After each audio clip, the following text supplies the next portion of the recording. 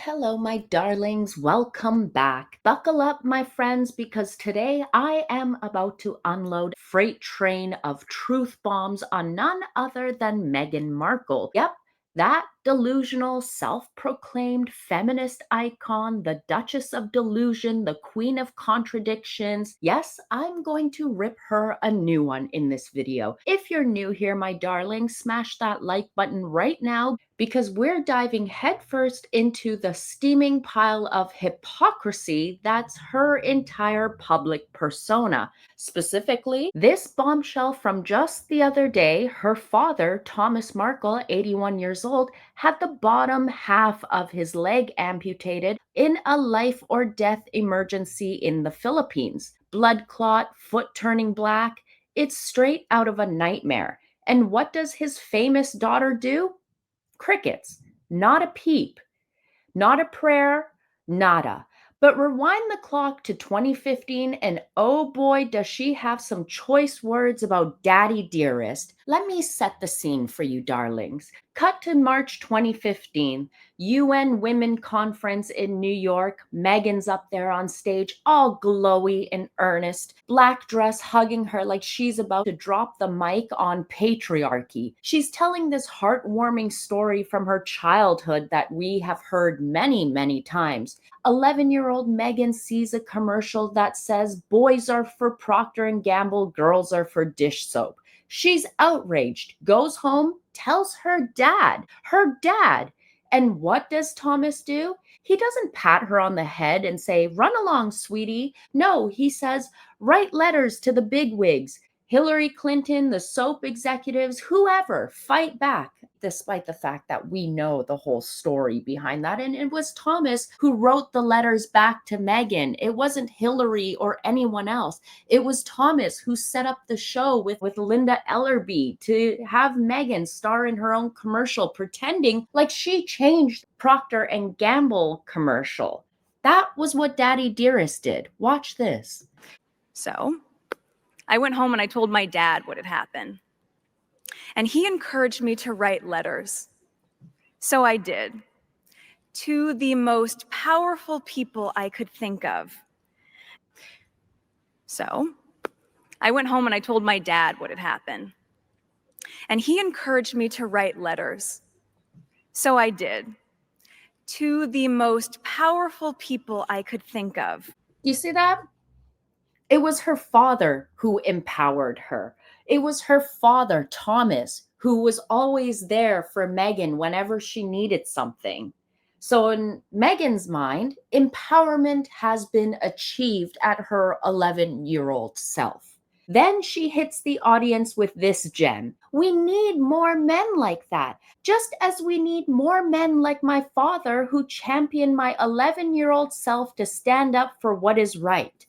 Don't believe me? Let me show you the clip here, my darlings. We need more men like that, just as we need more men like my father, who championed my 11-year-old self to stand up for what is right.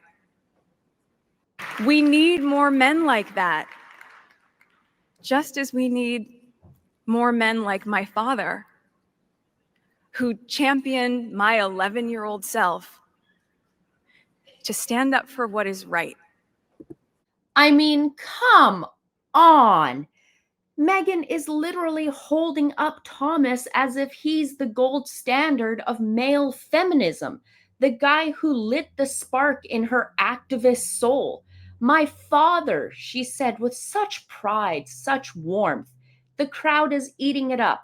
UN Women branding glowing behind her like a halo. This is peak Meghan. Vulnerable, inspiring, all about breaking glass ceilings and burning bridges. Or she wants you to think.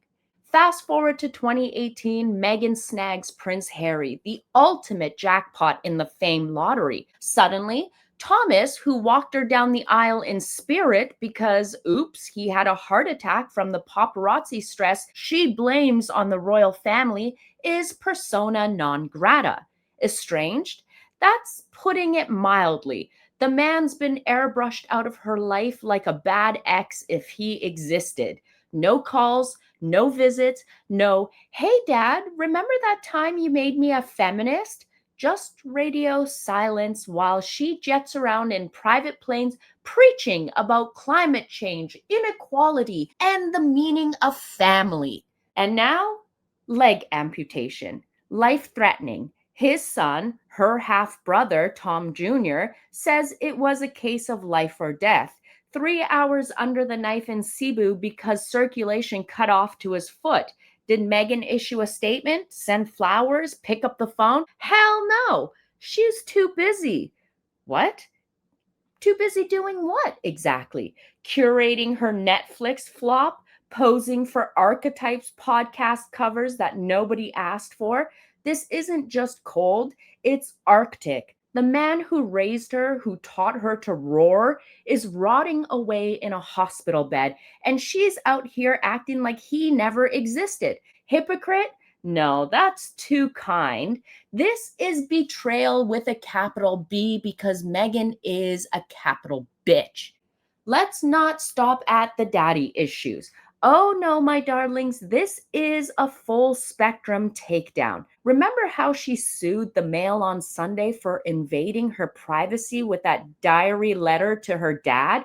My family is off limits, Meghan cried. Yet there she is, spilling royal tea in her Oprah tell all, dragging the Windsors through the mud for trauma.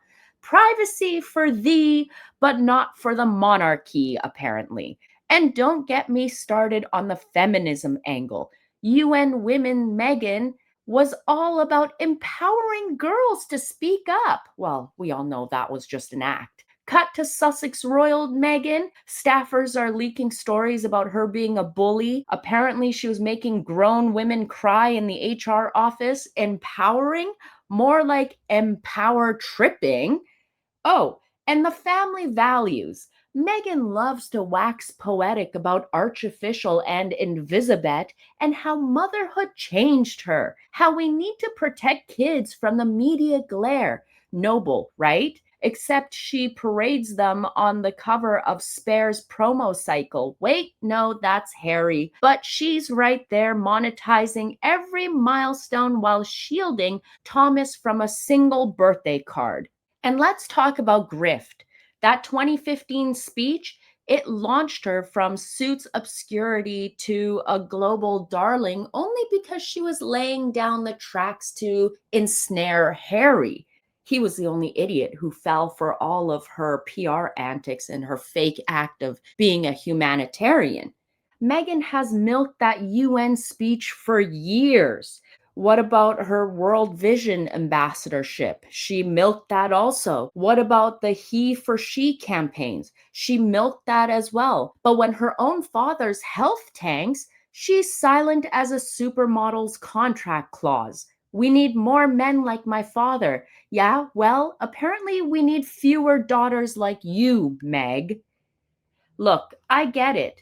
Family drama is messy. Celebrities cut ties all the time. But this is weaponized hypocrisy, and I'm going to call this bullshit out. Thomas Markle isn't some tabloid villain. He's the guy who built Meghan's backbone. He walked beaches with her as a kid, litigated for fair ads on her behalf, stood by her through divorces and dreams. He was the one who paid for Trevor and Meghan to get married in Jamaica. And for what? To be discarded like yesterday's script when a prince enters stage left? It's not just sad, it's sinister. It screams, use people for your narrative, then burn the bridge when it's inconvenient. Imagine if the roles were reversed. Imagine if Harry had a dad who championed him young, then got ghosted post Diana. The headlines would be Poor Spare Symphonies, but Meghan, she's the victim forever, the brave one escaping toxicity.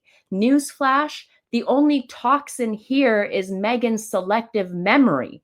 That UN podium, it wasn't a TED talk, it was a trial balloon for her brand. And now, with Thomas fighting for his life minus half a leg, her silence is deafening.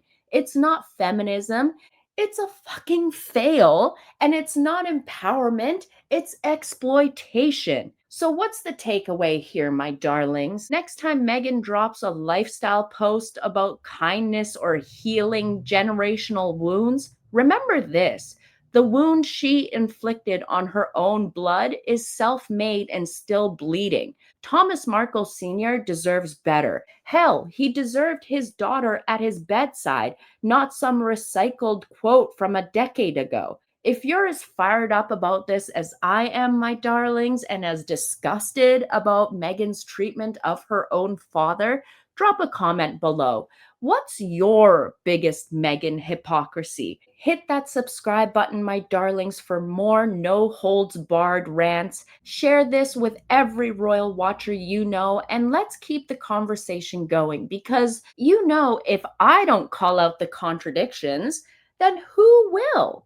Anyways, my darlings, let me know what you think down below, and I will catch you in the next one. As always, stay real, stay raging, and stay gorgeous, my darlings. Bye. We need more men like that, just as we need more men like my father, who championed my 11-year-old self to stand up for what is right.